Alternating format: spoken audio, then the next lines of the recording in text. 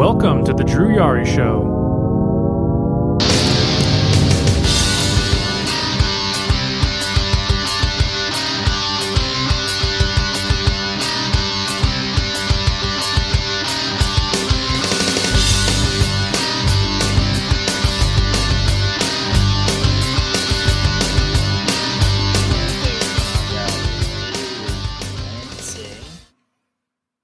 July 31st.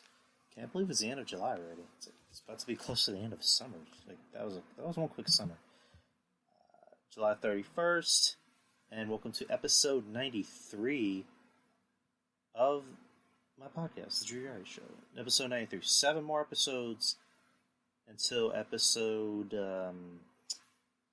100. It's pretty nuts. How's everybody's day going? My day was kind of chill. Didn't really do much. It's kind of frustrating earlier. Earlier I went to a workforce commission to, I guess, redo this typing test that I did a while back. I'm trying to get my score up because there's a certain job I want that requires that I get 40 words per minute. And I currently have 37 words. I made the mistake of not practicing enough because I went in there. They only give you 3 tries. First try I had 42 words per minute, but I had 2 errors. I had to make sure I had no errors, and I think I don't know. I think that just kind of messed me up because I started worrying more about. I guess how I was doing. I guess doing a better job and not going so fast. I just kept getting errors. So, third try, again, more errors, but my score just got worse. Luckily, the lady I was working at the counter, she was nice enough to, I guess, to let me try it again for a 4th time. But, to no avail. So, I gotta practice. And I don't know. I'm just hoping I can get my score up with no errors.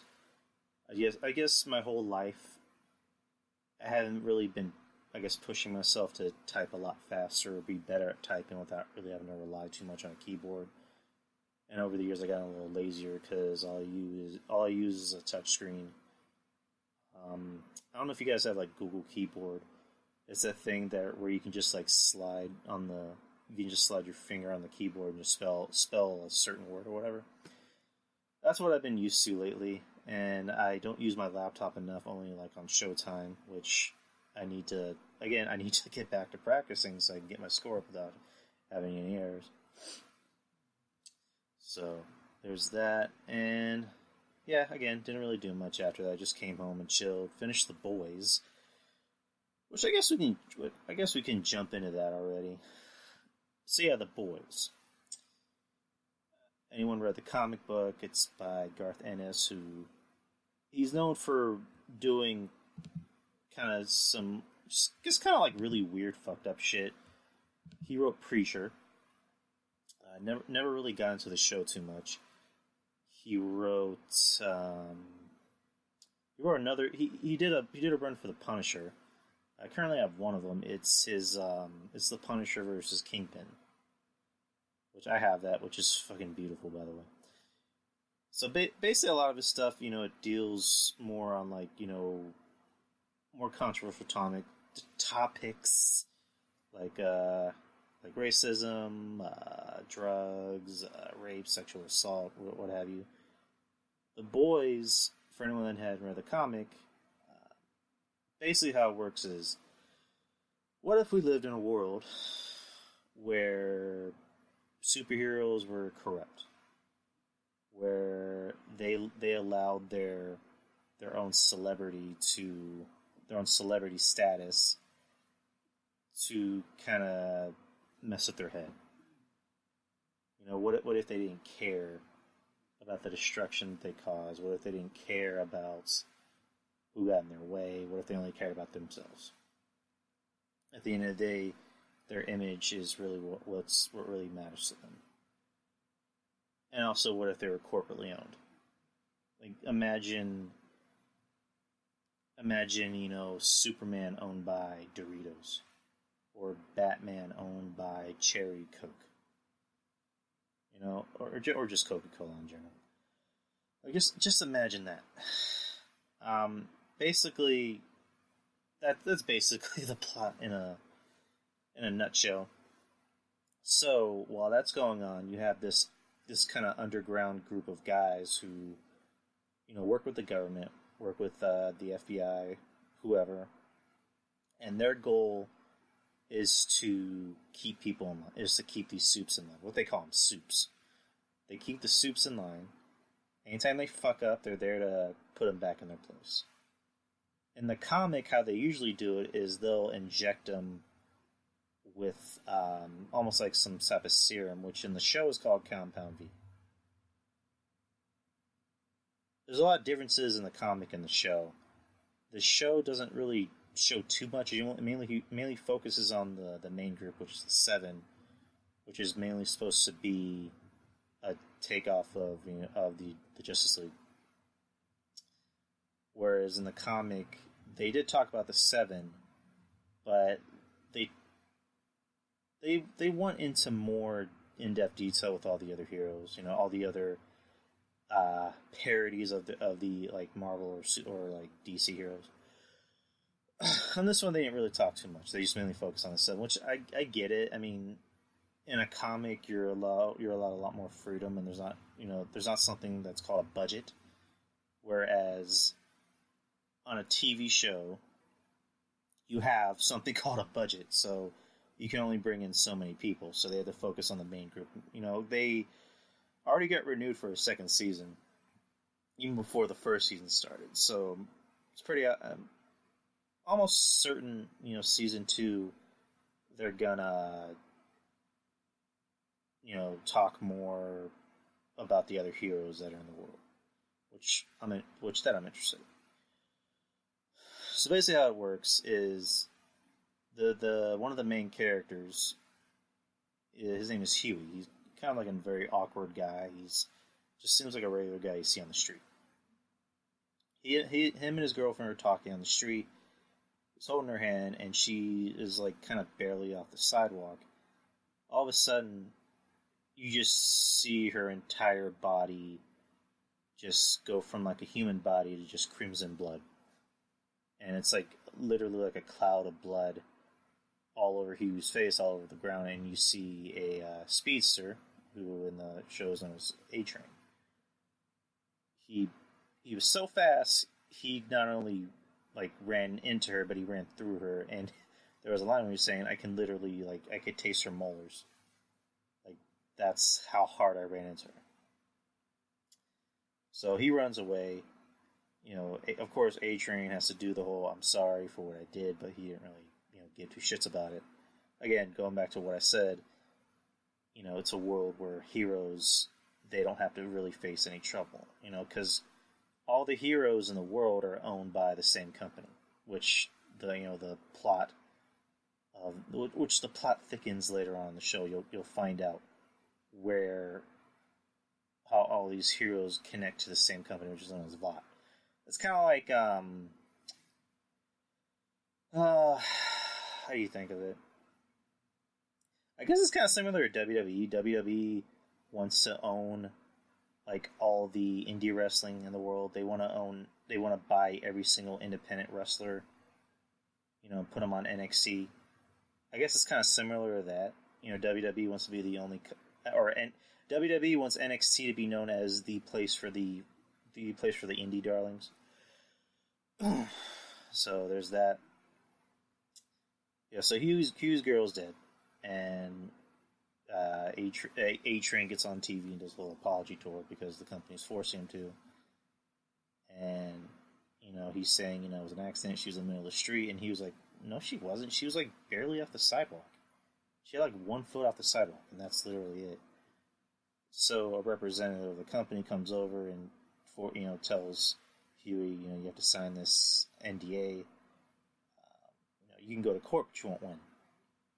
Just letting you know right now, I'll give you $45,000, for your silence.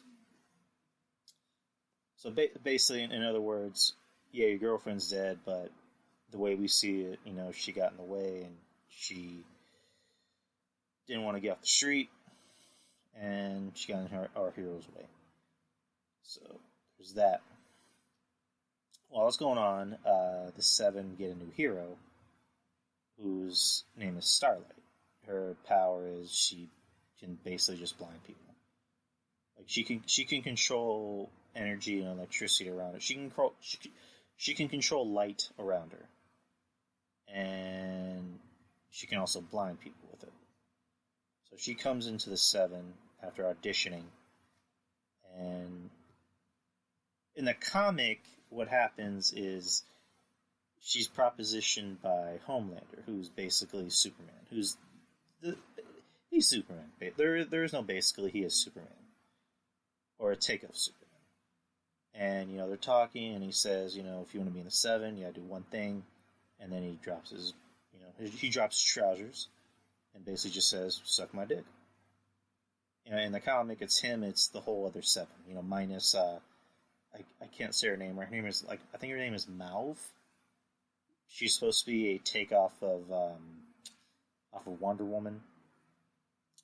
But the other guy, team members come in, they all put on their pants and proposition her to blow all of them at once. She ends up doing it.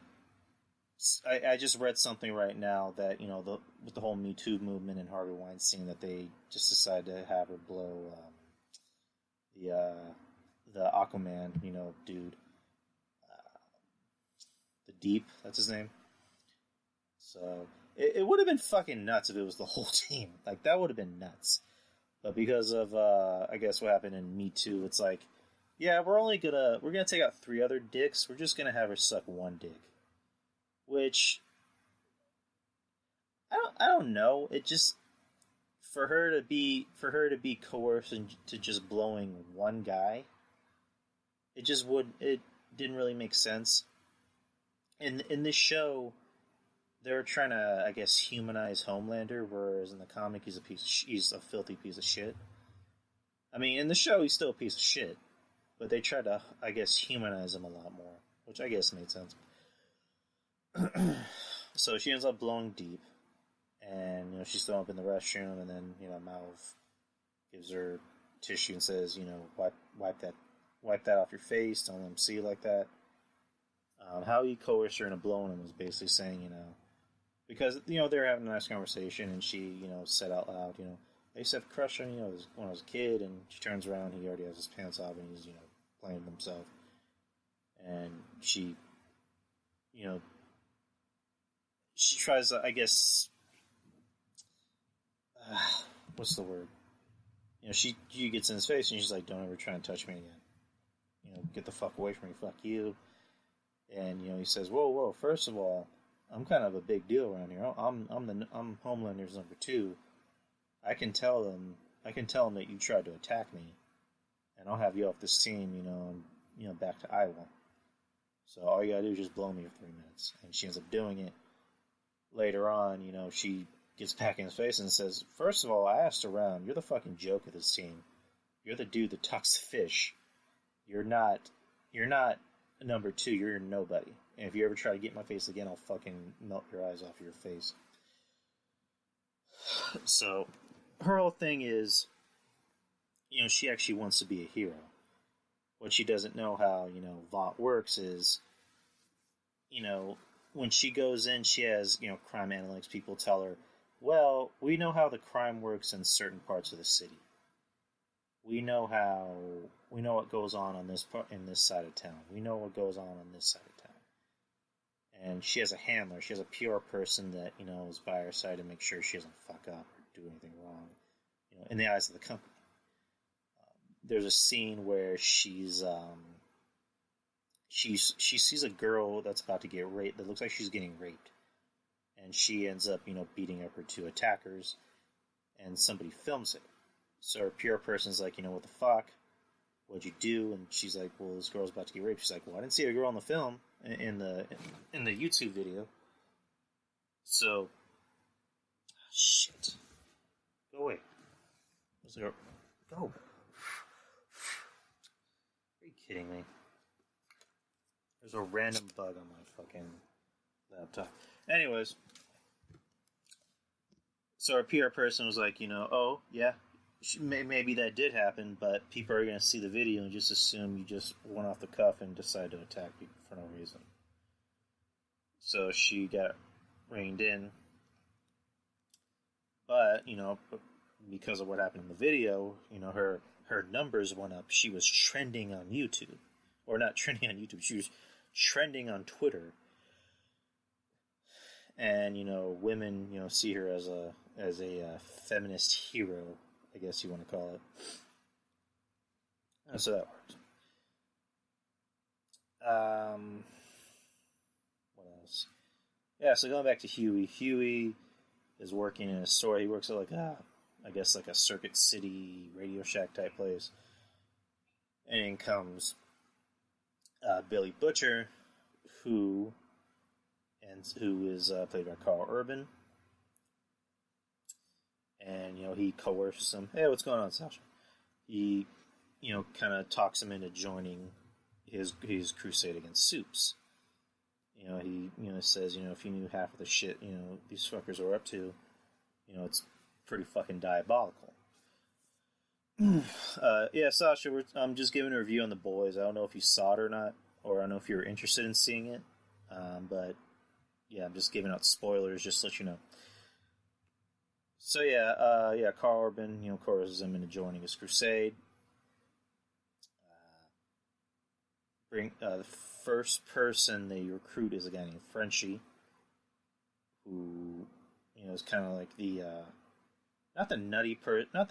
At first they're trying to perceive him as kind of the nut job of the group, but he ends up being more of the, charmer of the group, how you say?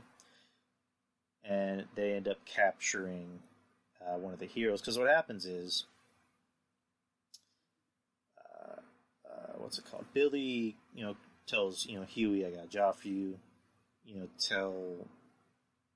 Call Vought and say you want to meet up with A-Train personally and talk to him, so that way you can get access into the building and plant this bug. So that way we can know what the hell they're doing. So he gets in and he plants the bug. One of the other 7 members, whose name is Translucent, who they point out is like, translucent doesn't mean you're invisible, he notices him planting the bug, and then he follows him back to his job and says, what the fuck is this? And he ends up beating the shit out of Huey, and that's when Billy comes back and, rams his car into Billy's job and ends up hitting Translucent. So they take Translucent and take him over to this abandoned, this abandoned Italian restaurant with Frenchie and torture him for information. And he alludes to that day when A-Train, ran through Huey's girl, that he wasn't running away from, the bank heist that was going on, earlier in the day. It was actually for something else. Like, he was actually taking something, like, he was actually on something while he was running, which is why he seemed a little out of it. Because whenever he, ran through Huey's girl, he said, I can't stop, so he kept going. So, Frenchie and Billy, they realize they can't actually kill a Soup because his skin is impenetrable. And while it's happening, there's like a documentary on turtles where Frenchie realizes, okay, so I can't hit the skin. There's only one thing I could penetrate. So he decides to stick an explosive up his ass while he's out and lets him know, there's an explosive up your ass. If you try to make any moves, I will press a detonator and you'll blow up. So later in the episode, Huey, presses the button and kills the Soup. He kills Translucent by blowing him up. So while this is happening, Homelander's looking for Translucent. I probably won't go, episode by episode. I'll just try and make this as quick as possible. So that's kind of like the first 2 episodes in a nutshell. I guess I'll just make it quick, just so I don't know if I should just do like a whole review of each episode. So Oh yeah, fuck it. I'll just like do a quick review. Basically, I thought the series was really good. Um, Usually, you wouldn't think Amazon Prime of all places would know how to take this really dirty, really raunchy, really offensive, superhero show, and make it anywhere as near as it was in the comics. It seems like they made it even better. Which again, hats off to Amazon Prime. And I'm pissed off because um, how I was able to watch it was not through Amazon Prime. I actually have links where I can watch it, but it's like I canceled Amazon Prime a couple months ago because the only reason why I had Amazon Prime was because of school. I used it to buy books. Like, I cancel Amazon Prime and they put on good shit. They put on better movies. They put on better shows. Like, Amazon Prime never really had a good choice. Never really had many choices as far as like good movies. As soon as I cancel, that's when they put on better shit. That's when they put on better horror movies, better TV shows. So now I actually have to buy Amazon Prime again solely for the fucking movies and the TV shows. So, but again, I was able to watch it through like links. But I need to get Amazon Prime again. Yeah, Amazon Prime really knocked it out of the park with this series. Carl Urban, there's really no need to say he knocked it out of the park. He really owned the role. He pretty much chewed up the scenery in each scene. I think it was like the first role of his that I really remember that he actually got to use his actual accent. It seems like in anything I've ever seen him in. Well, I mean, I guess Thor Ragnarok, if you want to count that. He got to use his own accent on there. So, yeah, I guess we can count Thor Ragnarok, but everything else he's always had an American accent, and an exaggerated American accent, I may add. So, I think he said cunt more than any time I ever have. Hold on, I'm just sending out this tweet.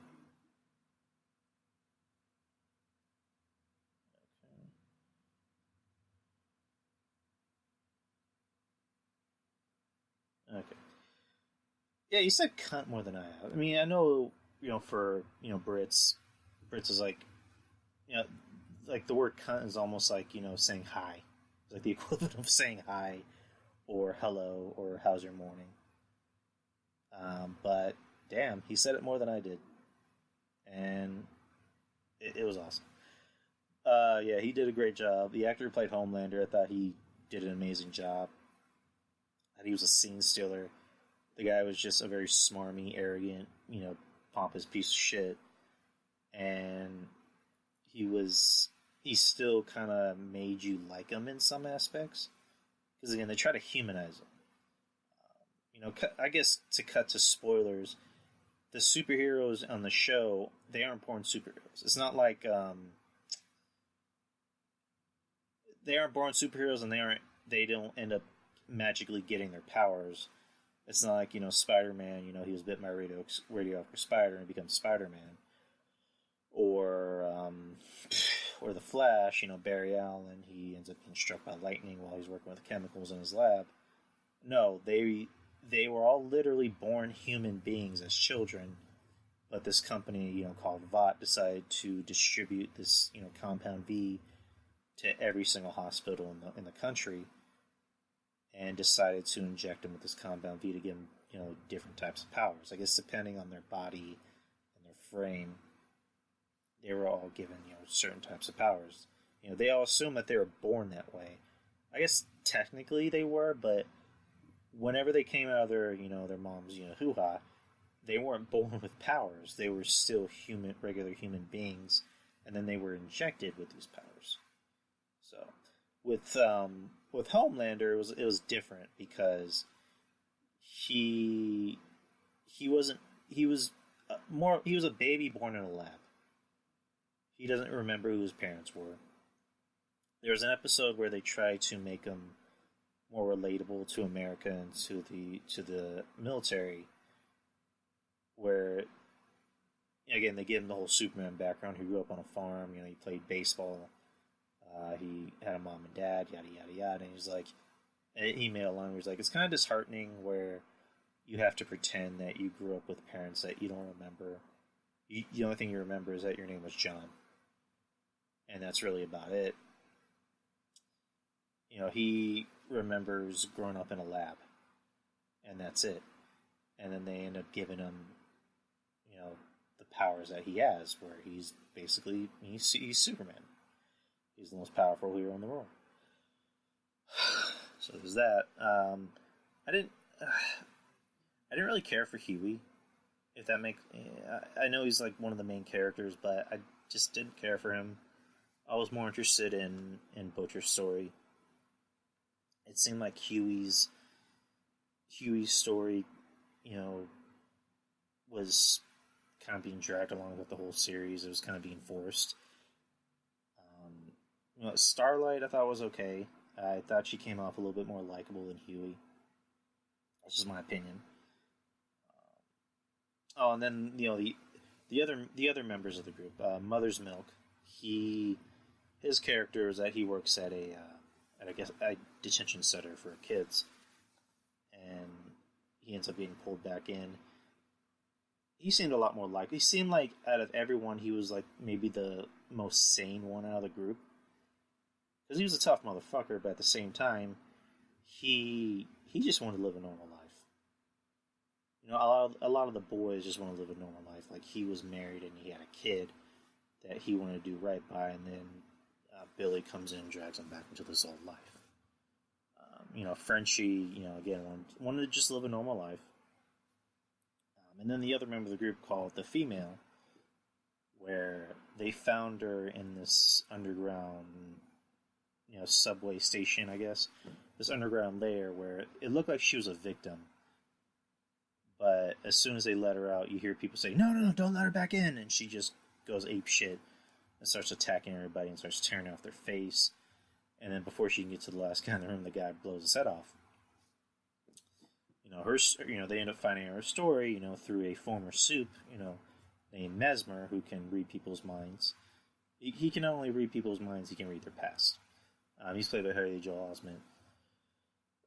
He reads her past and finds out that when she was a little kid, her and her brother end up getting kidnapped out of their house because they used to live in, I think like Cambodia or the Philippines. Might have been Cambodia. And their parents were killed, and the Cambodian army came in and kidnapped her and her brother out of their house and made them join the military.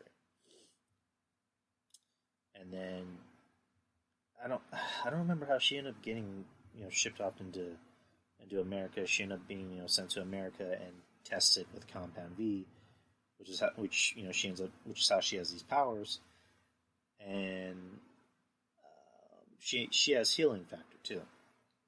She had a fight with one of the seven, whose name is Black Noir, who's kind of a take on Batman, and he ends up slicing her in the stomach, and it looks like she's dead, but she ends up healing. So she's a sympathetic character.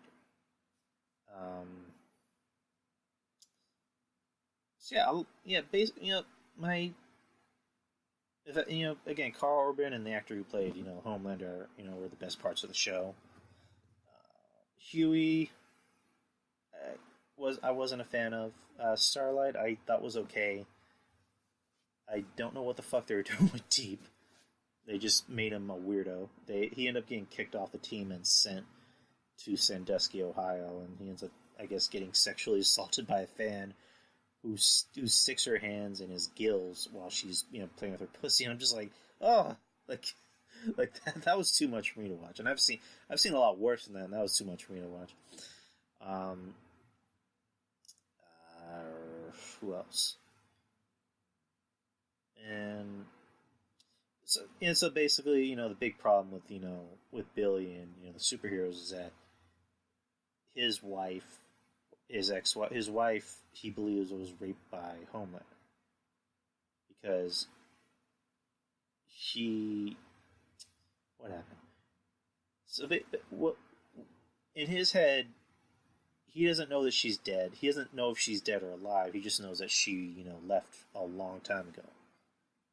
And he hasn't seen her since, and he knows Homelander has something to do with it because I guess the lady that used to do business with, her name is Mallory, she shows him this tape of the last night that, she, I guess, was seen.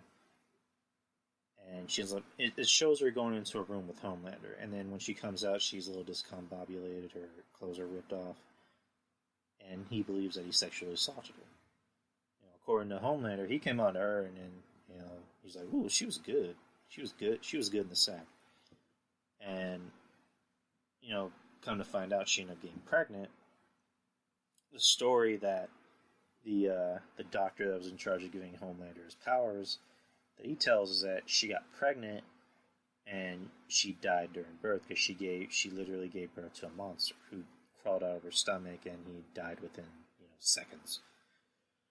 The plot twist that comes out at the end of the series is that she never died, that she was actually, she was perceived as dead, but she was actually put into WITSEC.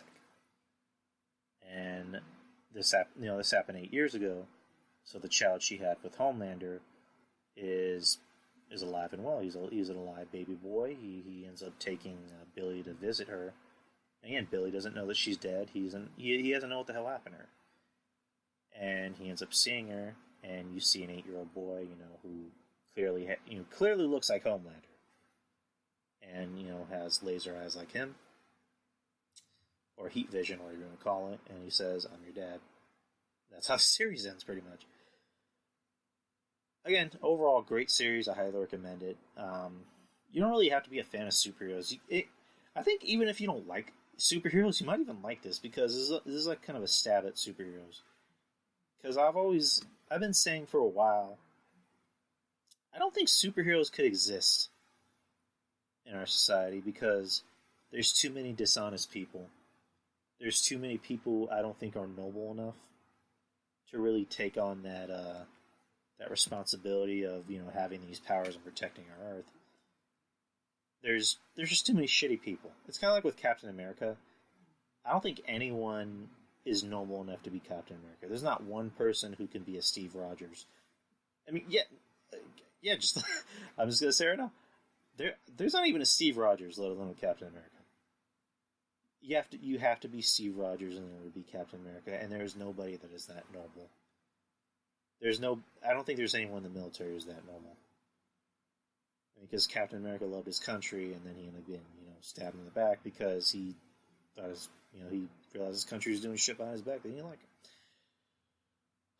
So, I don't know. I think The Boys just seems like something that might happen if superheroes did exist in our society. There probably would be ramifications. There would be people who are kind of that shitty, and who would take advantage of of their powers and use them for their own benefit. I don't know. It just seems like a very plausible plot. Overall, I give it a 10 out of 10. And that's, I don't mean to be blowing it, but that's the kind of praise I give it. I liked it that much. I think you really should go out of your way to watch it when you have the chance. If you have Amazon Prime, watch it. If you don't, I'll send you links to watch it. So, alright, got the boys review out of the way, and my fucking headphones decided to pop out of nowhere. Alright, so it feels like I can't hear. Alright, because I can see my voice showing up on Audacity. But for some reason I can't hear. I don't know why.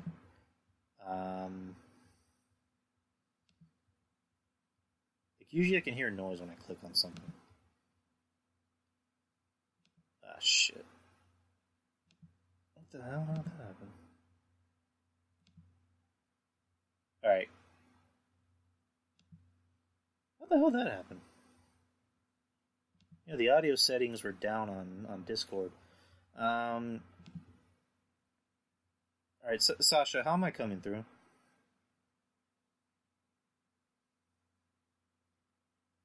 Am I coming through okay, or do I sound kind of like how do I sound? Nice and clear. All right, just being sure. Thank you, man. Um, I don't know if I should talk about Raw and SmackDown or I guess I usually don't talk about too many, I guess, social issues. There's an issue with Mario Lopez that literally just happened today, and I kind of had to talk about it because everybody else was talking about it, and I did my homework. I have it on here. Here's what he said. He was on a Candace Owens show. He said, "Look, if I'm never the one to tell anyone how to parent their kids, obviously, and if you think if and I think if you come from a place of love, you really can't go wrong. But at the same time, my God, if you're 3 years old and you're saying you're feeling a certain way, or you think you're a boy or a girl, or whatever this case may be, I think it's dangerous as a parent to make that determination then. Okay, well then, you're going to be a boy or a girl. Whatever the case may be, it's sort of alarming, and my gosh, I just think about the repercussions later on.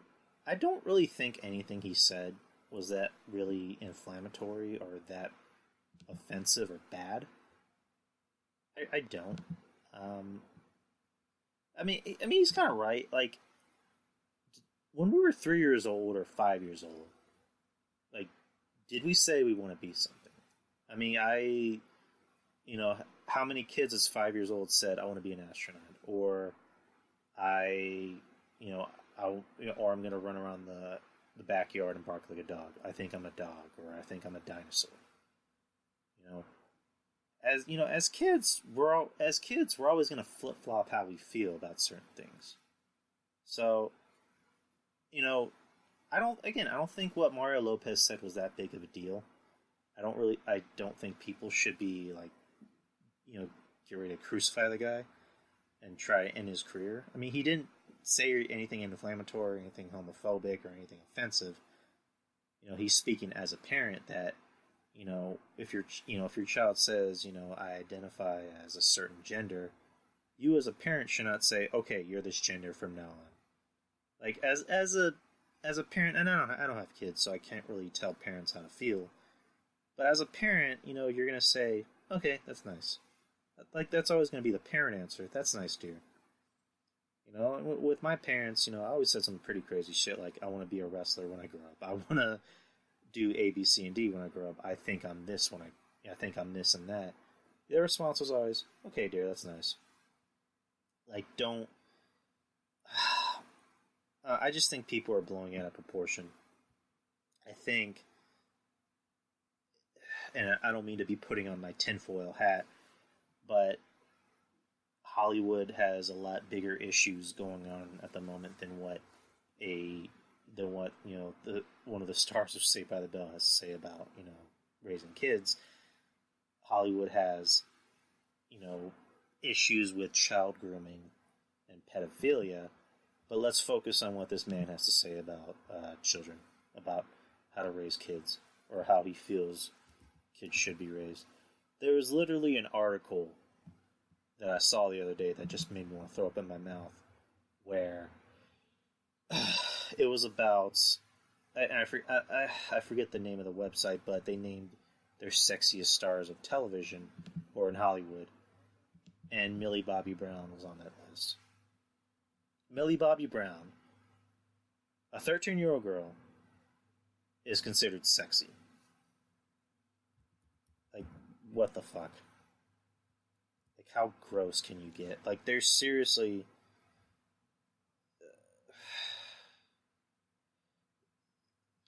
Hollywood has already just come out saying we want to make pedophilia normal. Like, let me look up this ad. Okay, I have it right here. Is this the recent one? I'm on popbuzz.com.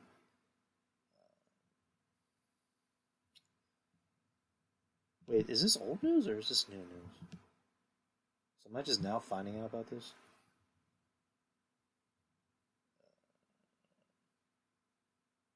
So I think this is actually an old article. Yeah, I think this is an old article, and I literally just saw this the other day. But it's from. All right, let me look it up. Spanish radio company Play FM recently brought up the August 2017 cover of W magazine after it started recirculating on Twitter amongst angry fans and called them all out over their inclusion of Millie Bobby Brown in a feature about the hottest TV stars. On the cover, there is a list on the left hand titled Why TV is Sexier Than Ever. The list included Nicole Kidman, Alexander Skarsgård, James Franco, Riz Ahmed, Claire Foy, Britt Marling, Milo Ventimiglia, friend Kerry Russell, also 13-year-old Millie Bobby Brown.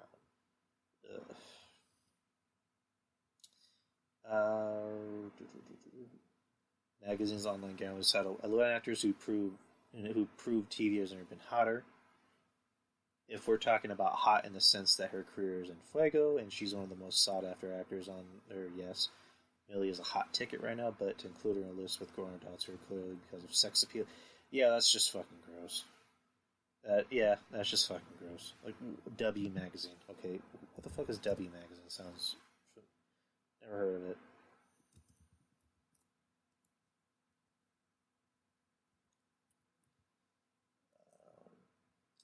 W magazine. It's about women's fashion.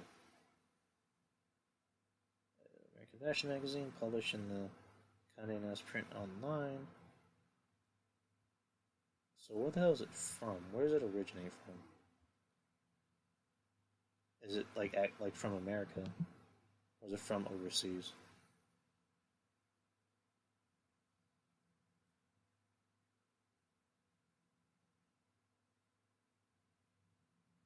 So it's a fashion magazine. It's women's fashion. Okay, why the fuck would they feature a 13-year-old girl in the sexiest stars in television? Why in the fuck would they do that? Again, if it was an article like, the hottest, stars who, prove TV is, the hottest where it's been. If it was like hot as in, her, she's on fire. These actors, they're on fire. Their career's on fire. The career is hot. Kind of like in Zoolander. There's Hansel who's so hot right now. That would make sense. But to just outright say that, oh, this 13-year-old girl is sexy. This is the sexiest 13-year-old girl I've ever seen in my life. It's like that. Yeah, that's just fucking gross. It just seems like Hollywood, they just want to come out right and just say, we want to make this more, we want to make this a lot more, I guess, normal. We're tired of hiding, so we want to normalize it. I know there's like magazines overseas. I read that there's a magazine. There's actually a magazine over in France where it's basically a pedophilia magazine. They're trying to normalize pedophilia. They have like underage girls, dressing in lingerie or whatever, and it's pretty fucking gross. I personally wouldn't be surprised if maybe 10 years from now they try to normalize that in the States. Especially with these groups like NAMBLA or I don't know. I'm not privy to my pedophilia groups. But alright, so someone reply to me. Don't corn.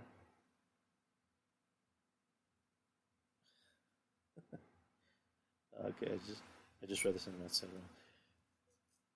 With a lot of these groups that try to normalize everything, I won't be surprised if SJW culture tries to normalize that. I mean, you hear stuff about how a woman decided to team up with her rapist to tell their story in like a Broadway play or something. Like, pretty soon they're gonna try and normalize everything. I don't know. I watched an episode of Law and Order. It was like an old episode of SVU where this guy had raped 3 women over the course of 5 years, and one of the women actually knew who he was, but because of her religion, she's a Quaker. Her religion is Quaker, I believe. She refused to turn him in because she said, "Oh, he's a changed man. He wouldn't do this anymore." So she did not want to say who he was. So she, took jail time over it because she looked at it as a peaceful protest. And, there was a scene where they decided to lock her in an interrogation room with, the two other women that were raped. And, this woman saying, do you have any idea what it's like to be scared, to not feel comfortable outside of your house or even inside of your house? And she's basically just doing the whole, I hope you find peace, I'm sorry, yada, yada, yada. And she's like, fuck yeah, you bitch. Which they didn't really say that. So yeah, she refused to turn him in the end, they, finding out who he was by getting a court order to look through, the I guess they're Quaker church's documents. I wouldn't be surprised if pretty soon, in like the next 10, maybe even 12 years, they try and normalize all that shit. They try and say, well, they were people too. Well, pedophiles are people too. They just have different needs than us. We need to be more privy and more respectful towards pedophilia's way of thinking. It's like, go fuck yourself. I seriously hope I'm dead by that time. If I live in a world where they try to make pedophilia normal and respectable, I seriously hope I'm dead or somebody just runs me over. That's just my opinion. So I guess we can switch from pedophilia to WWE. So yeah, I did watch Raw and SmackDown. I watched it on the replay on Hulu. Raw, how Raw opened up. Raw opened up with the a mosh pit tag team match for the 24/7 title. It was Truth and Carmella versus Drake Maverick and his wife. I'm forgetting her name. All I know is she's probably the fucking hottest woman on the planet. She has got to be one of the most beautiful women I've ever seen in my life. So they have a match. Truth and Mella win. And then that's when everybody surrounding the ring attacks Truth. And they pretty much dogpile him. And whoever pinned Truth first ends up being Mike Bennett. He pins Truth. He ends up running to the back. Here's one thing I don't get. Why is it anytime Truth has been pinned for his 24/7 title, Carmella gets mad about it? Like, does she not know the fucking rules of the 24/7 title? The point of the 24/7 title is anywhere, any place. You can be in the bathroom, you can be at a restaurant, you can be at a wedding, you can be anywhere. And someone can still pin you with a referee present. Why does she always get mad when somebody does that? Because she did that with Jinder Mahal whenever he pinned Truth. And then, she did to Mike, Bennett, where she's like, are you kidding me? Really, bro? It's like, do you not know the fucking rules, bitch? Like, come on. So Bennett goes to the back and hides in the back, and then Maria, who's, in real life pregnant, is knocking on the door saying, Mike, let me in. And he's like, well, I don't know, that's not you. I don't know, it's not Carmella. He's like, Mike, and she has the line of the night, Mike, you better open this door or I'll kick you in the vagina. So they get to the back, and, Maria forces Mike to get on his back and pins him. Or not pins him, but just, puts her foot over him and, takes the 24/7 title from him. So she walks out confident, knowing, nobody's going to try and, pin me or take my title because I'm pregnant.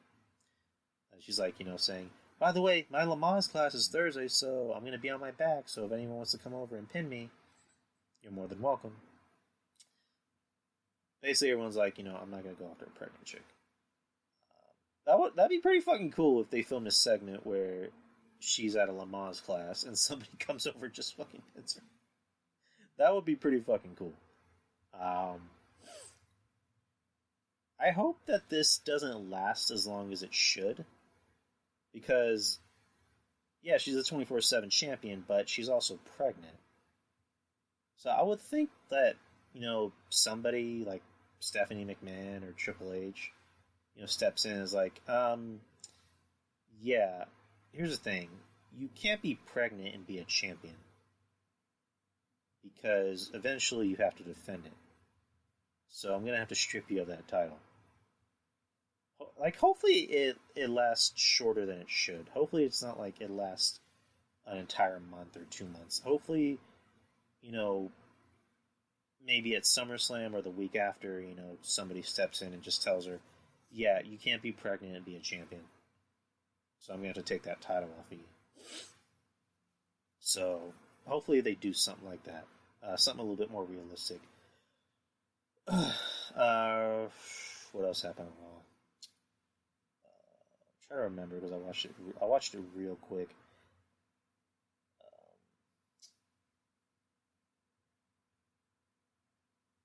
What the fuck else happened?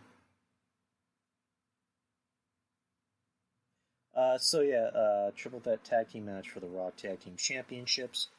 The Revival versus the OC, the original club, I guess as they're calling them, and the Usos. It was an okay match. It wasn't terrible. It wasn't amazing, but it wasn't terrible. It was pretty decent. In the end, the OC ended up winning the tag team titles. Gallows and Anderson are now 2-time Raw Tag Team Champions. They go to the back to celebrate with AJ, who has an entire feast waiting for him in the back. I noticed that they cut out a match, because I remember that they advertised a 5-way match to determine who was going to face AJ at SummerSlam for the U.S. title, and they didn't have the match on Hulu, but AJ just said, oh yeah, Ricochet won. So Ricochet is going to face me again at SummerSlam, which, makes sense. Ricochet needs his rematch. Even though they said rematches are going to, even though they said automatic title rematch, or it's not an automatic title rematch, but whatever. But, Ricochet versus AJ at SummerSlam is going to happen again. We move on to what happened next in the show.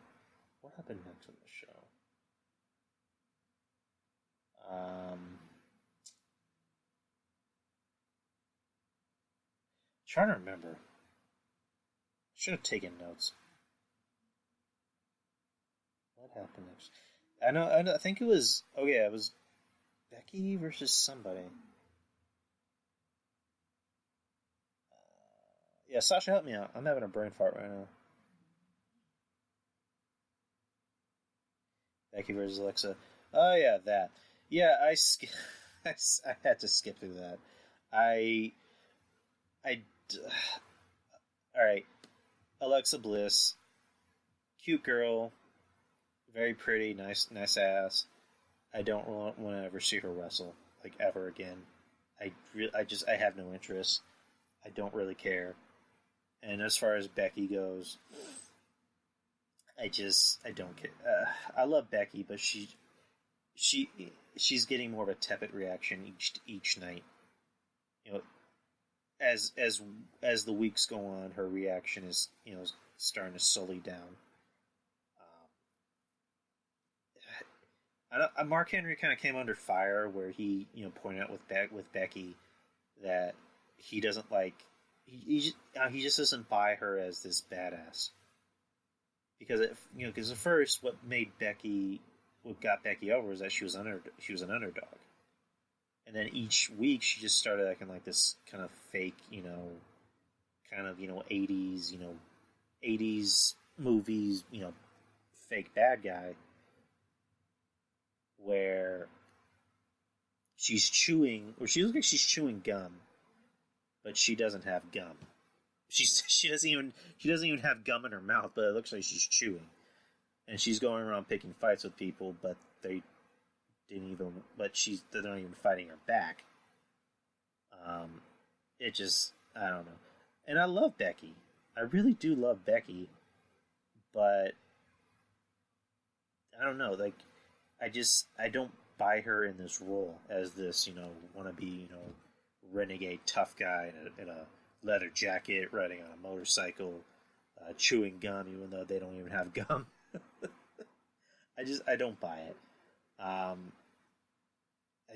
don't care for it.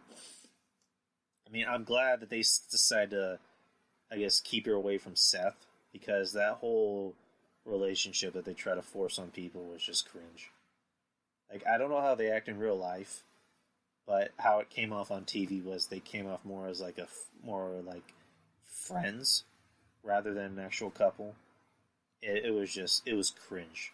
The only time they actually acted like a couple was when Seth beat the shit out of Baron for doing End of Days on her. And after that, there was no comeuppance. It's like they had nothing. They didn't want to capitalize on it. They did the whole WWE thing. We'll just hope you forget about it. We'll hope you forget about it. Alright, so what else happened on the show?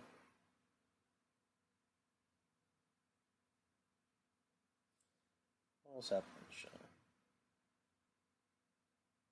Oh yeah, it was okay. Yeah, Dolph versus Seth. So yeah, Dolph versus Seth.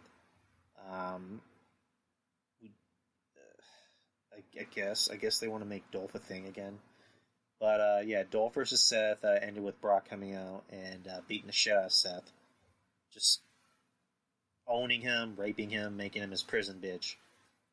And he ends up being carried on a stretcher, which someone pointed something out. As he's being rolled into an ambulance, you just see Becky in the back. Randomly in the back. You don't see her try and look out, for her man and go with him in the ambulance. You just see her in the back, just standing there. Like, and again, I know they want to keep him away, and maybe the whole thing they want to do is, she has to go take care of her own business first. She needs to take care of her own business first, and then go tend to her man. But it's just like, how the fuck are you gonna stand in the fucking back and just, you see your man, can't walk, can't move. And then Roman sees him get into the ambulance, and then Roman ends up getting his ass beat by Joe, I believe. Yeah, Joe ends up beating the shit out of him, and then someone else joins him. After which, Brock raids the ambulance and takes, going back to, the beating at first, it was painful as fuck. Brock has a steel chair in the ring. It's, set up. It's not like it's flattened on the ground. No, it's set up to where it's an actual chair in sitting motion, mind you. And F5 Seth onto the hard edge of the chair about 3 or 4 times. It looked fucking painful. I'm not gonna lie. It looked painful as fuck. And I wouldn't be surprised if Seth, was legit hurt. Like, he had legit, like rib injuries or whatever. So you get to the ambulance, and then, Brock pulls, Seth while he's still on the gurney out on the ground. And just beats the shit out of him and F5s him. So, it's going to be Seth and Brock at SummerSlam. So, how are we supposed to believe that Seth can beat Brock without kicking him in the nuts? I mean, Seth versus Brock is a mismatch. How exactly are we supposed to believe that's going to happen without him kicking him in the nuts? I mean, if they made it a no-holds-barred match, that'd be interesting. Here, what I read a while back was that they want to make the match a little bit longer. They don't just want to make it a quick, 3 to 5 minute match. They actually want to make it a little bit more competitive. But the thing about Brock is he can't work longer matches. He'll literally gas out if he gets past a certain time in the match. I would say make it 10 minutes. Don't make it your main event, though. Making your main event 10 minutes, I hope that's not the case. But, again, how are we supposed to believe now? We already knew Seth, on paper, it looks Seth cannot beat Brock.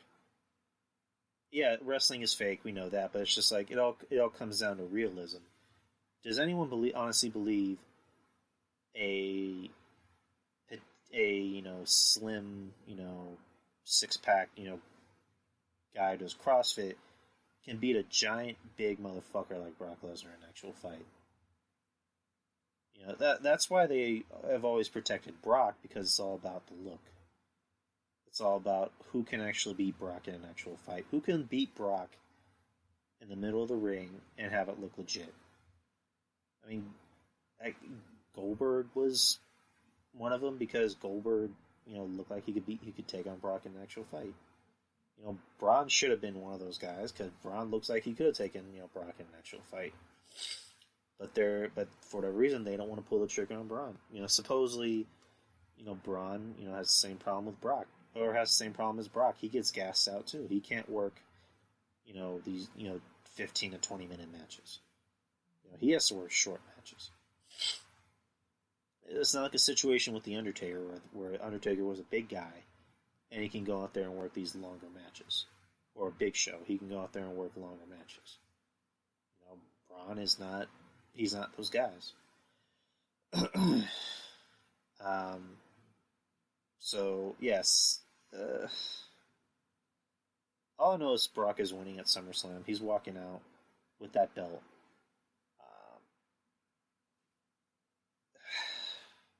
I don't know who could beat him at this point. It seems like with Brock, they want to play hot potato. They take the title off him and give it to somebody else. And then they realize, okay, this guy isn't drawing shit, so we have to give it back to Brock. I think at this point, you don't need to give a belt to Brock anymore. If Brock wasn't champion, that would be fine. That wouldn't hurt him. Just bring Brock in as an attraction. Kind of like what they did with Andre the Giant. Just have him be an attraction. Like, he's still getting paid. I'm pretty sure Brock doesn't give two shits if he's champion. Like, he does not care about being champion. He could give two fucks about holding a belt. He just wants to get paid. He just wants to get paid to basically be at home and shoot animals on his property. That is literally all Brock Lesnar wants in this world. He does not give two fucks about being champion. So, I mean, after Seth, who can beat Brock? Like, who could be a viable opponent for Brock? I just came across this article that is almost too good to be true about Seth. I have it up on my phone. It says WWE desperately trying to make Seth Rollins cool. Yes, you read that right. They're desperately trying to make Seth Rollins cool. According to a report on the Wrestling Observer Radio, WWE is desperately trying to make Universal Championship #1 contender Seth Rollins cool. Seth has taken a bit of flack over the past few weeks as we're being very vocal in the sport of WWE, social media, so Vince and his pals may have their work cut out. It was reported that the reason Seth appeared in the segment with the Street Profits, which they didn't show on Hulu, was in hope that he would become cool via osmosis and association. There are reports that WWE are hoping to bring younger fans in by pushing over stars like Street Profits and Ricochet. And apparently, Seth Rollins is now someone they're giving the queer eye treatment to. What? Did I read that right? The queer eye treatment. Here's an idea. I haven't seen with girlfriend Becky Lynch and Annesley mention how they're boyfriend and girlfriend. That was obviously sarcastic. This is on WrestleTalk.com. I'm pretty sure Seth, outside of the company, I'm pretty sure Colby Lopez as a person is a cool guy to hang out with. But he's not cool. Seth Rollins is not cool. The Rock was cool. Stone Cold Steve Austin was cool. Triple H, to a degree, was cool. Seth Rollins is not cool. They really tried to push that in everyone's face during the Raw reunion, where they had him in the ring with all these legends. They had him in the ring with Triple H and Shawn Michaels and Stone Cold, and tried to say, hey, these are all the same thing. It's like, no, they're not. The Rock can own any room he comes in. If Dwayne Johnson walked into your room, that's his room. When Steve Austin walks into a room, that's his room. When Hogan walks into a room, that's his room. Seth Rollins is not the epitome of cool. The same way that Baron Corbin is not the epitome of sex appeal. I'm sorry to be the bearer of bad news, people, but Baron Corbin is not the sexiest man alive. He does not ooze sex appeal. I'm sorry. I know it's hard. It breaks my heart to say it. But Seth Rollins and Baron Corbin are not sexy, nor are they cool. I did not see the whole thing with the Street Profits, but let me look it up real quick. It has to be really cringe, but I'll look it up. Seth Rollins.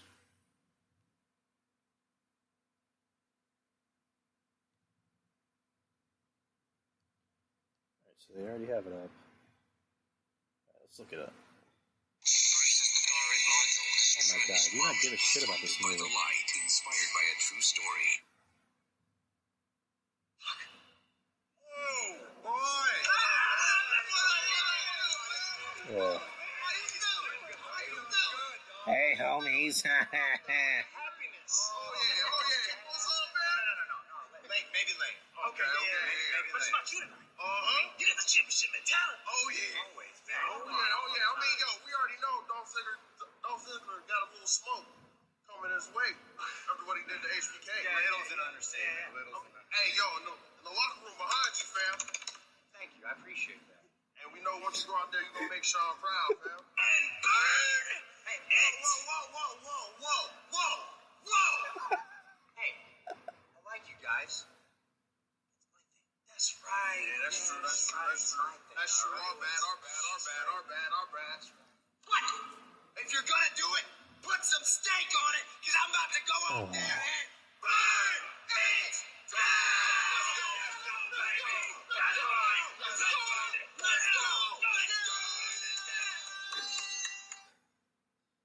Yo, Seth Rollins, yo, homie. The locker room behind your back, fam.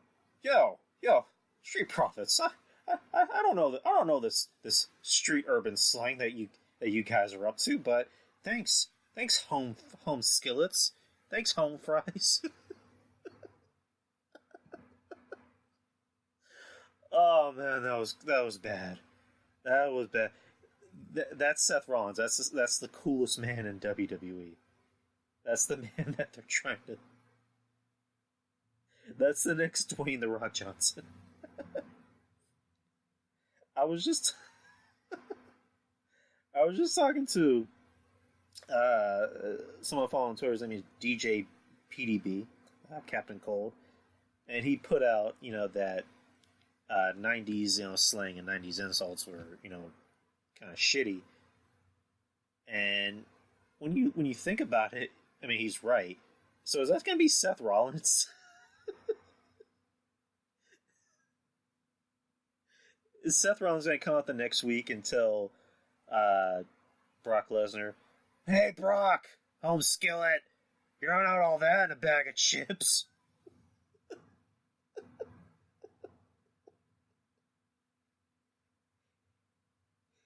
Hey, is Dolph getting fresh with me? Oh man. I don't know why I found that funny. I found that a lot more funny than it should have been. I'm a dork. I'm a dork. But, yeah, no. Dolph, Seth, good wrestler. Very good wrestler, popular with the crowd. Don't ever try to be cool. Like, and then putting... Ooh, Tress.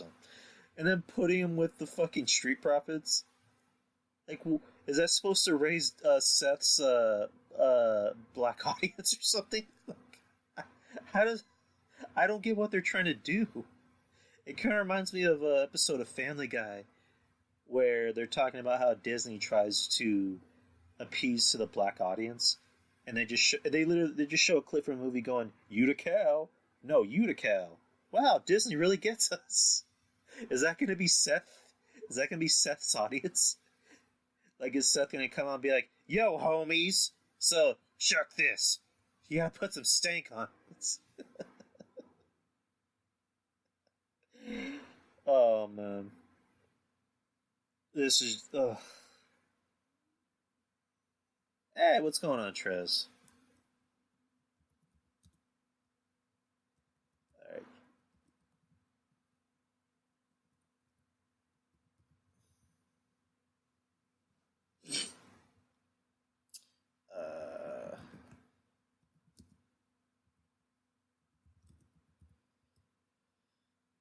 So we got a couple more people in the chat room. Again, I like Seth Rollins, but the coolest man in WWE, like, no. Their idea of cool and sexy, like, I don't know who they're trying to sell to, but it's not working at all. Alright, so... Oh, you're having dinner. What's on the menu?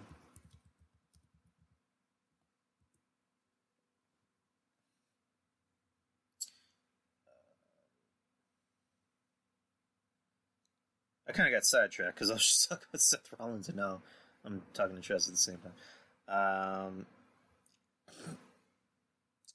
So,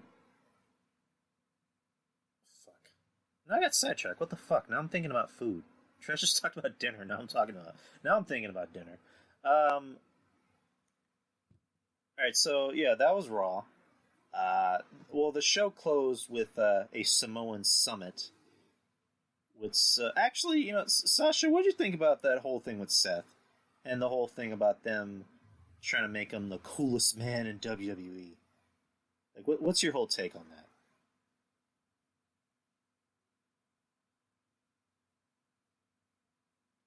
Wahlburgers.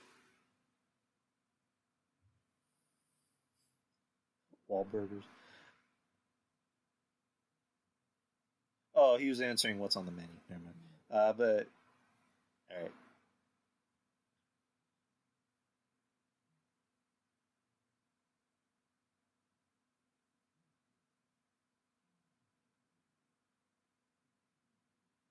Waiting for his response. I guess while I'm waiting for his response, you know, the show closes with Roman Reigns and Samoa Joe for what's called a Samoan Summit, where, you know, Joe calls out Reigns. Reigns comes out, and then him and Joe fight. And then that's when Drew McIntyre comes out and attacks Reigns, and then that's when Cedric Alexander comes out, because I guess they want to make Cedric Alexander... They want to get Cedric Alexander over, I guess. He comes out and helps Reigns. Someone else joined the fight. Who else joined the fight? Alright, it was fun seeing Seth getting immersed. He got a sympathetic reaction. Brock looks more like a dirtbag. I have the inkling that their match will be an ambulance stretcher match. That would be interesting. That wouldn't be a terrible idea, Sasha. I doubt WWE would actually do it. But that wouldn't be a terrible idea. That would be an interesting way to change up the match. Yeah, the show ended with a big brawl with Roman, Cedric. You had the club. You had the Usos, and Samoa Joe. You had this big schmoz between all of them, and that's it. That was the end of Raw. I don't know why they ended like that, but whatever.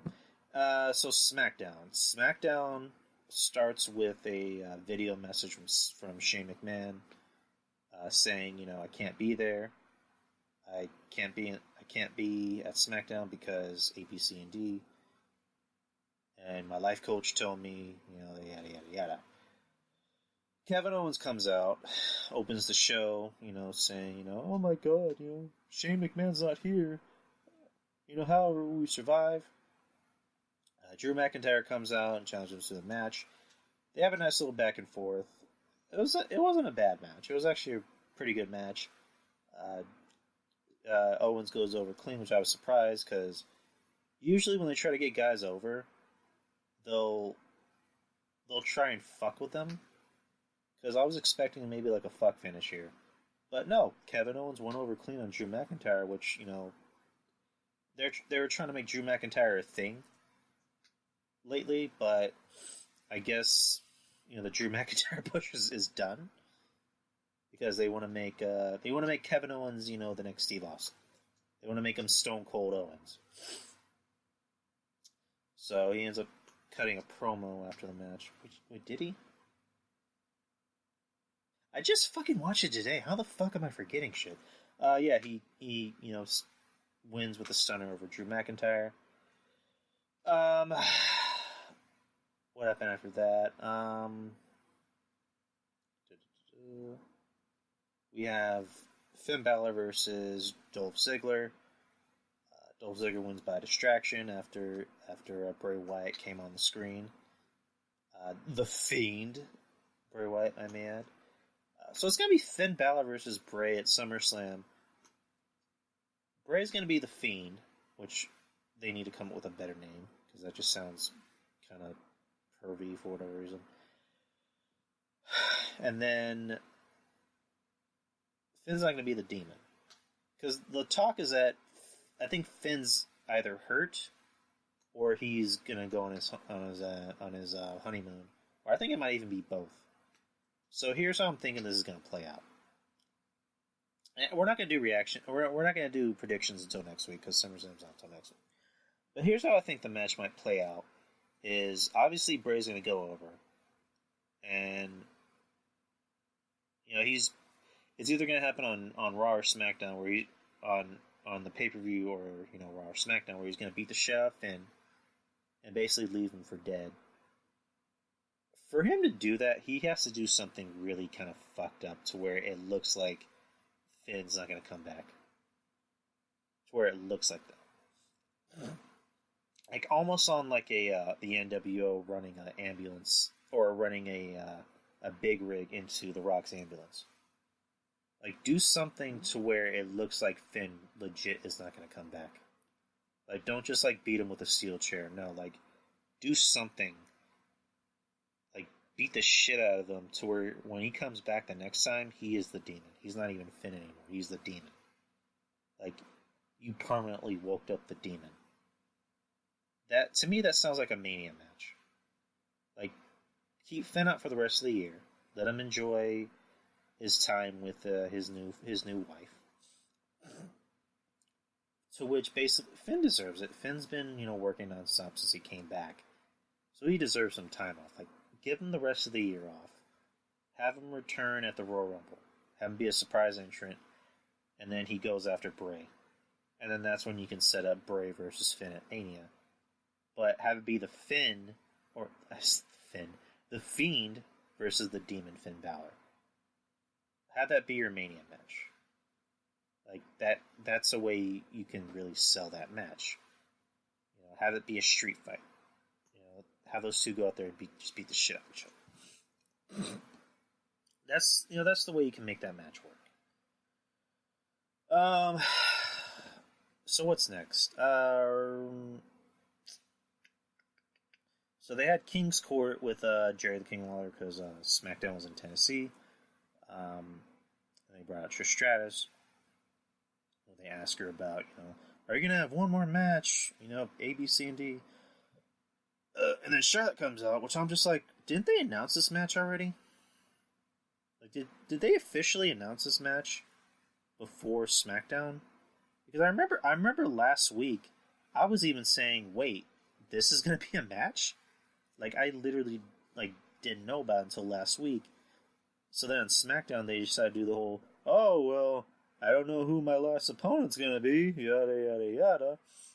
And then Charlotte comes in, and then challenges her and basically says, you're a mom, and moms are old, and moms suck, but I'm not a mom, I don't have kids, so you should go back to your kids, blah, blah, blah.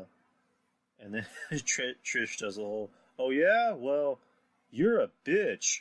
Oh!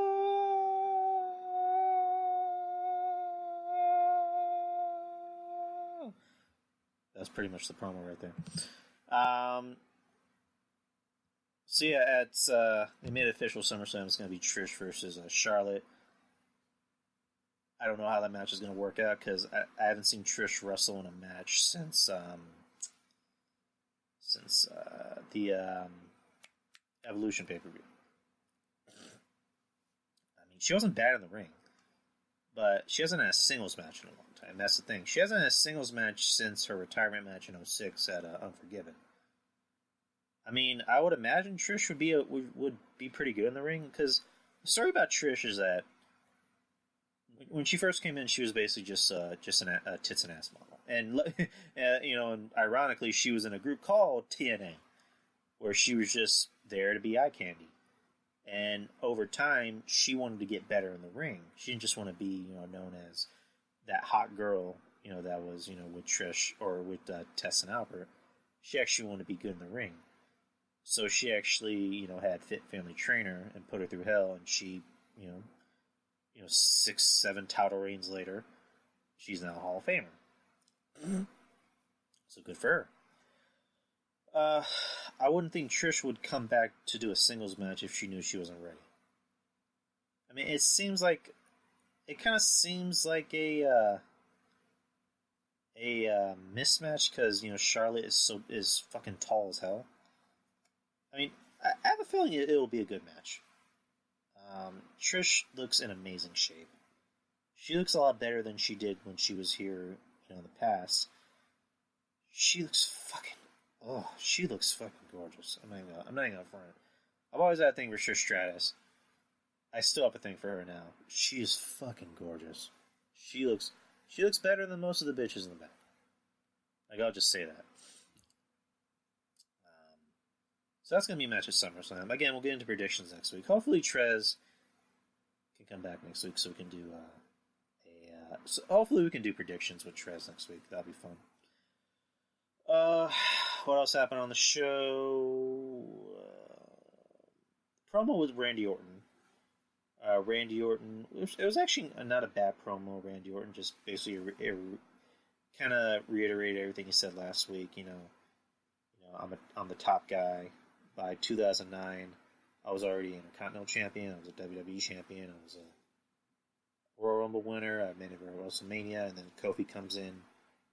He said, I'm Randy Orton. All I have to do is just be Randy Orton, and that's how I got over. Kofi had to have a fake Jamaican accent, try and get himself over. And the reason why I buried Kofi was because he pissed me off. When you piss me off, then you go back to the bottom of the ladder. And he was basically pointing out facts, because he said that I faced Mustafa Ali on an episode of SmackDown, and I broke his eye, or I fucked up his eye and his nose, and because of that, it couldn't be in the Elimination Chamber. So Kofi ended up getting the opportunity to be in the Elimination Chamber, and then once from Mania and won the WWE Championship.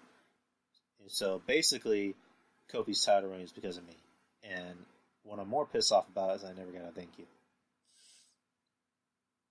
It's like, if it wasn't for me, fucking up Mustafa Ali's eye, you wouldn't be in this opportunity. You wouldn't be champion, which he's not wrong. I mean, it's not like Randy Orton is wrong. He's actually, very right. I don't know, boo, facts. But that's the thing about a good heel. Heels point out facts. And that's one thing I've always found odd. Why hasn't Mustafa Ali really had a chance at a WWE Championship? I know Mustafa Ali as a heel wouldn't work because, the size difference. It wouldn't be believable that a guy who's smaller than Kofi, and yeah, Daniel Bryan's smaller than Kofi, but Daniel Bryan he's on a much, much, much bigger scale than Mustafa Ali. He's a believable heel because the stuff that he says is actually how he feels. With Mustafa Ali just looks like a nice guy. He looks like he just seems like a nice guy. Also because Daniel Bryan is more over with the fans, and the fans know him a lot better. With Ali is just known as a nice guy. And they were given this weird vigilante superhero gimmick, and they've apparently dropped it. But, I don't know. I guess continuity. Why hasn't Ali tried to get his heat back? Why hasn't he tried to go after a WWE title? Why hasn't he tried to go to Kofi and be like, well, technically, if I didn't get hurt, then you wouldn't be in the spot. Just saying. He doesn't necessarily have to be a heel, but just point out the fact, like, maybe that could have been me. It could have been me. Don't do Dolph. Like, please don't do Dolph. But just be like, I feel like I'm responsible for your tattling. I mean, come to think of it, I really don't think there's any way he can say it without sounding like a heel. So I take that back. But so yeah, that was a nice promo by Randy. Randy's capable of cutting good promos. I guess it depends. What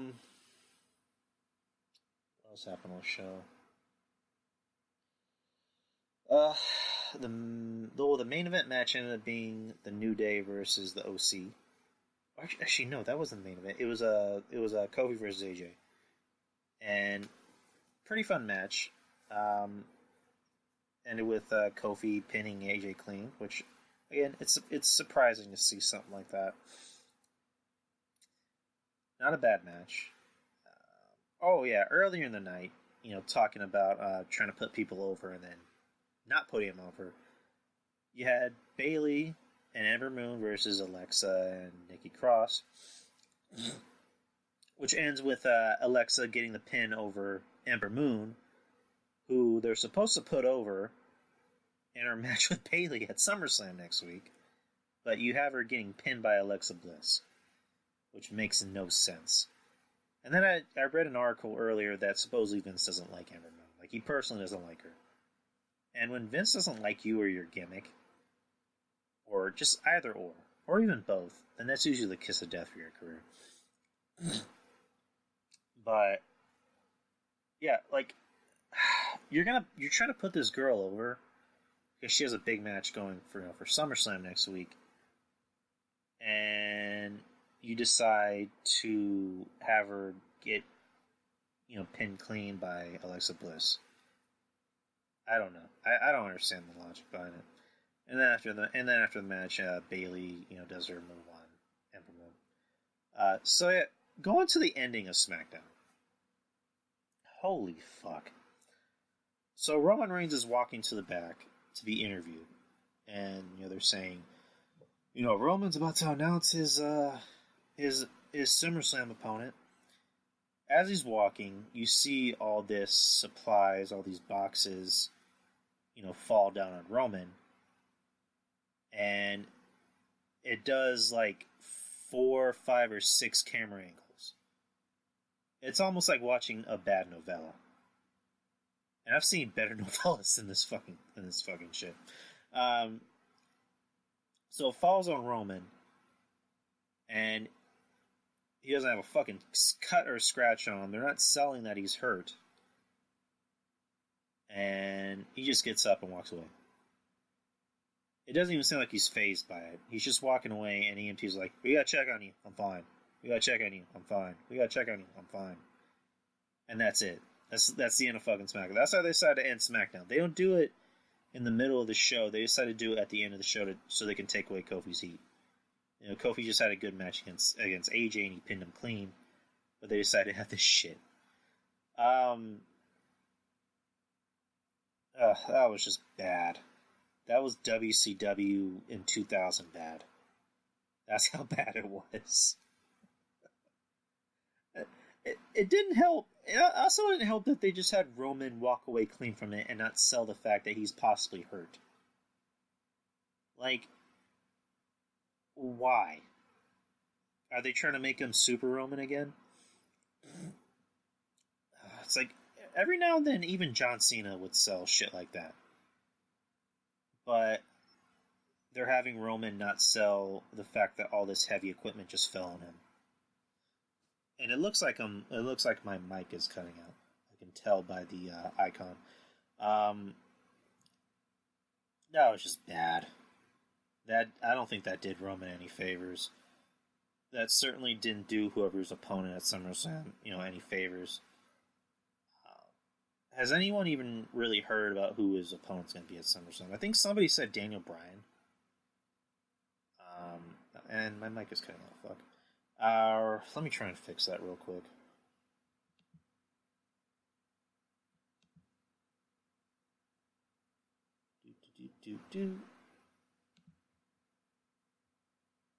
Hold on. I'm just fixing my shit real quick.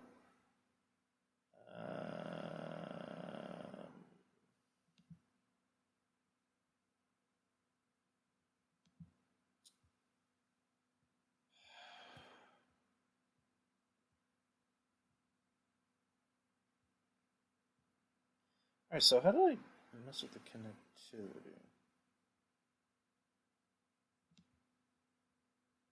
Yeah, because that's going to bug me for a while.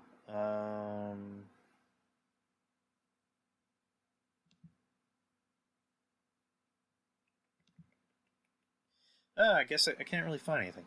Anyways, yeah, that was bad. Whoever his opponent is, that did not do him any favors. I know supposedly the talk it might end up being Daniel Bryan. Because last week they hyped up that he had a career-altering announcement. And then he came out in the back to supposedly deliver it, and he just walked away.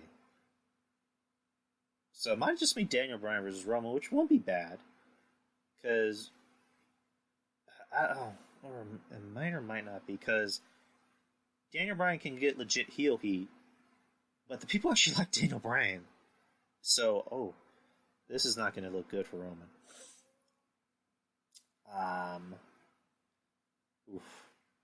Yeah, SmackDown was not... It wasn't terrible. The Kevin Owens and Drew McIntyre match was pretty good. The main event was pretty good. But the end of the show was just BAD bad. Like, just BAD bad. Alright, so that's pretty much everything I wanted to cover. So I was going to talk about the Uso arrest. That was kind of last week, so I guess it's kind of a dead issue. I mean, I already have the file up on TMZ. Alright, so last week, so I have it here, update, 10:28 a.m., Pacific time. WWE issued a statement on Uso's arrest saying Jonathan Fatu is responsible for his own actions. If anyone doesn't know what happened, alright, I'm going to look at the older news. Jimmy Uso was arrested for driving under the influence near Pensacola, Florida, early Thursday morning. Details surrounding the arrest are unclear, but here's what we know so far. The 33-year-old was booked at 3:04 a.m. and the charge on the police website says DUI, driving with an unlawful blood alcohol level.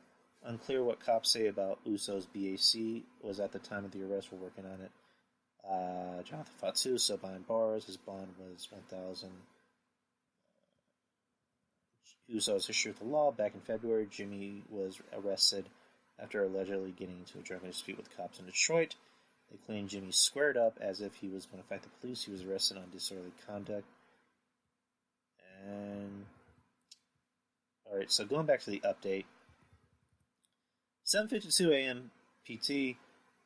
Law enforcement tells TMZ Sports Uso was speeding when an officer got behind him and noticed he was driving erratically and swerving left and right. We're told when the cop pulled the wrestler over, he reeked of alcohol, and when the officer tried to administer a DUI test on Uso, he refused. Uso was then arrested on DUI charge, and we're told he was also hit with a speeding citation. I really genuinely hope that he finds the help he needs. For WWE to come out and say, he's responsible for his own actions, that is fucking horseshit. What's it gonna take for for the company to give a shit? Because I said, last week, it's literally gonna take for another Chris Benoit situation to happen. So, somebody's gonna need to die. Some terrible, awful, tragic event is gonna need to happen for the company to realize, we need to get these guys, the help they deserve. Because the problem in the past was drugs.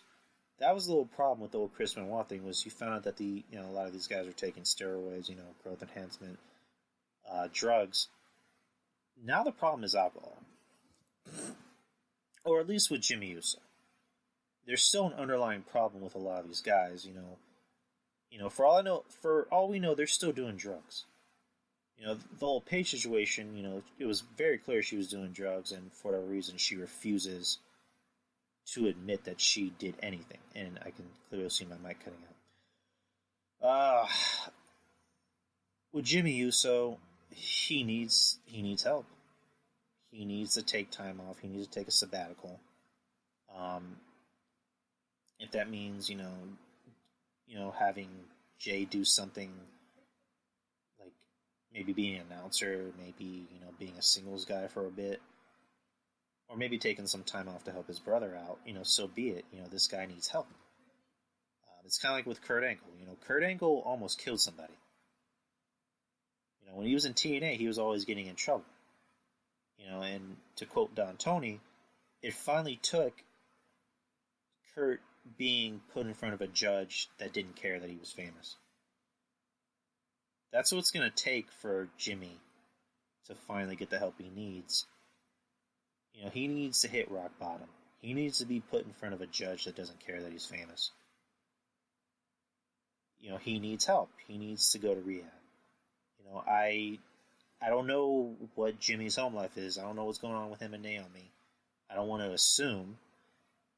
I don't know if he's just a hard party. I don't know. I don't know what's going on, so I'm not going to assume here. But he needs help.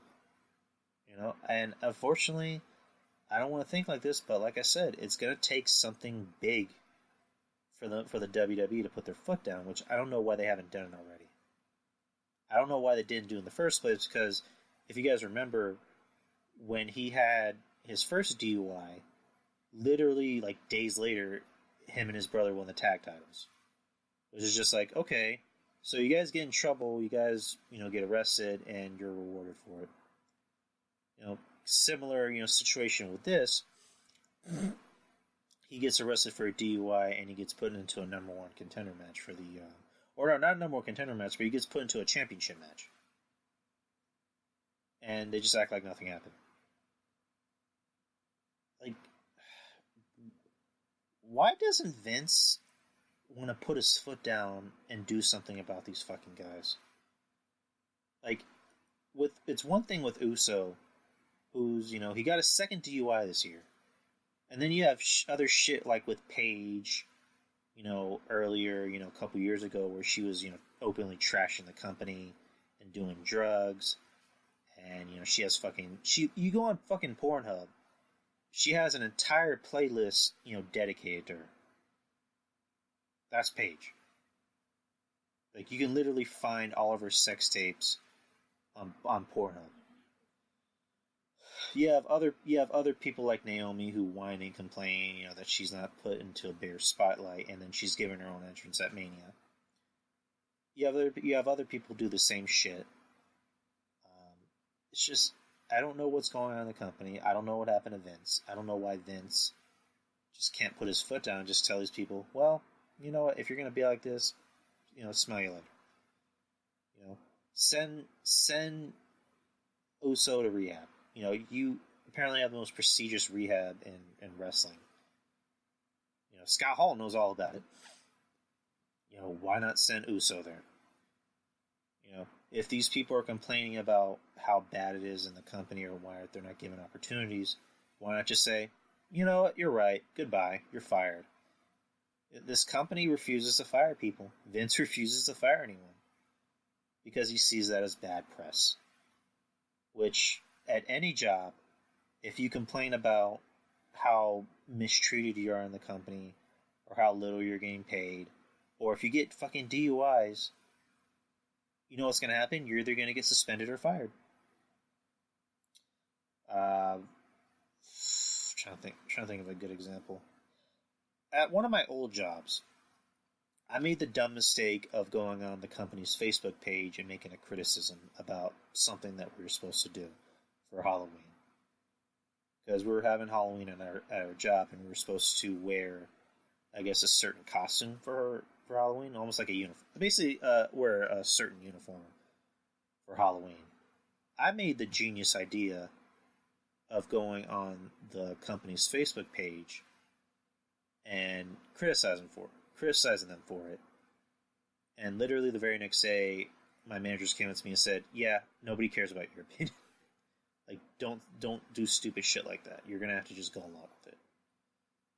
And they literally told me that they didn't want to fire me. Like, even the managers, like the supervisors, were saying, "We don't want to fire him. Just talk to him." So I had to pretty much go along with it.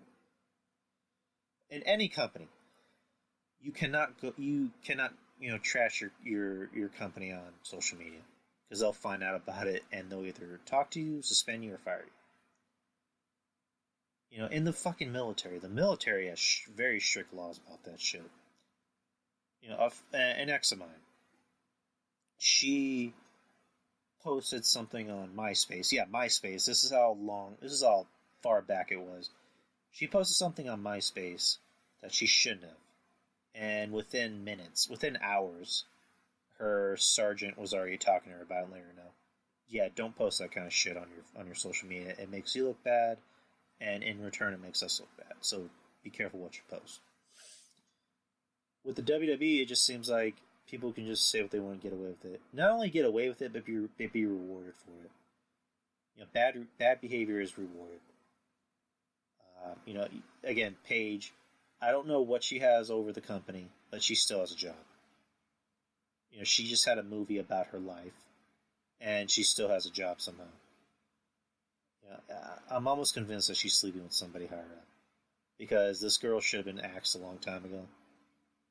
Like, I don't get it. Like, I would have assumed that they would have fired her after the movie came out, but it just seems like they want to keep her on for some reason. She adds nothing to the show. Her being with the Kabuki or the Punani Warriors, whatever the fuck you want to call them, she adds nothing to them. She really does zero for them. They can get over on their own. As a matter of fact, it'd be a lot more interesting if you put Paul Heyman with them. Just saying. Just my opinion. But to put Paige with them, it does nothing for him. Like, Paige can't wrestle anymore. That's literally why she came to this country as a teenager, so she can wrestle. But she's focused more on her personal life. She's focused more on dating guys and just doing dumb shit and not owning up to it. That's the only thing I have against Paige, is that of all this dumb shit that she's been doing, she has not owned up to it once. The only thing she's talked about are the sex tapes. She has not once talked about the fucking drugs. That's literally the only thing she's ever brought up. She refuses to bring up drugs. She wants to talk about how Alberto Del Rio treated her badly, and A, B, C, and D, and how she couldn't even walk outside her home anymore because somebody saw her and said, "Hey, aren't you the girl that I jerked off to?" And it's like, can you fucking just admit you're on drugs? Just admit you're on drugs. Because you were fucking skinny as hell for the longest time. Like, you look sickly skinny. And that just doesn't happen overnight. Like, this motherfucker was getting you hooked on drugs. And for whatever reason, you refuse to admit it. You know, and going back to Uso, can you just admit you have a problem? Like, nobody just drinks and drives for kicks. There's something seriously wrong with you. There's something going on in your house that nobody wants to admit, that you don't want to admit. You know, it can't just be that you're a party guy. No, something is going on. Something's going on with your life. You know, something might have happened in Jimmy Uso's life that we don't know about, that he doesn't want to talk about, that Naomi doesn't want to talk about.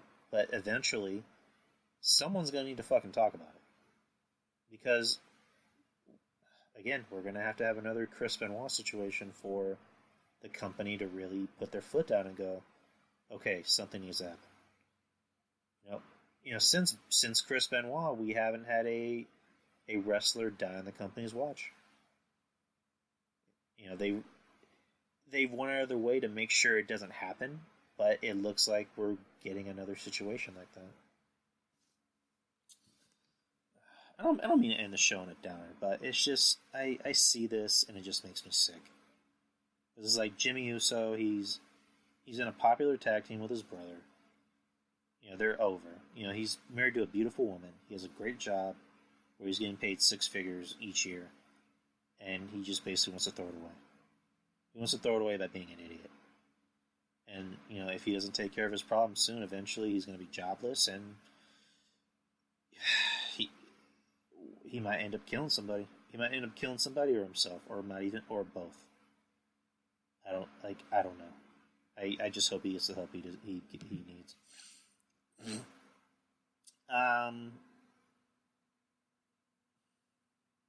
So that's really about it for the show. That's really everything I wanted to cover. So basically, like I've always said, we're gonna record on Discord. Discord is where we're gonna be every Wednesday when we record. I'm still on Spreaker. I'm just recording on Discord. I'm recording on Audacity, but while I'm on Discord, if that makes sense. But the shows are still always going to be uploaded on Spreaker. So basically, just go on my Twitter. On my Twitter, on the pinned tweet, which is like the very first tweet you see on my profile. Fuck, I'm cutting out again. Go on Twitter, you see the very first tweet, which is my pinned tweet. It shows my Discord channel. So all you gotta do is click on it and join it. Or just, if you have Discord, just let me know and I'll send you the invite so that way you can be part of the show every Wednesday where I was going to be live. Start a little earlier tonight. Hopefully Trez is back next week so we can do like predictions contest or a prediction show for SummerSlam.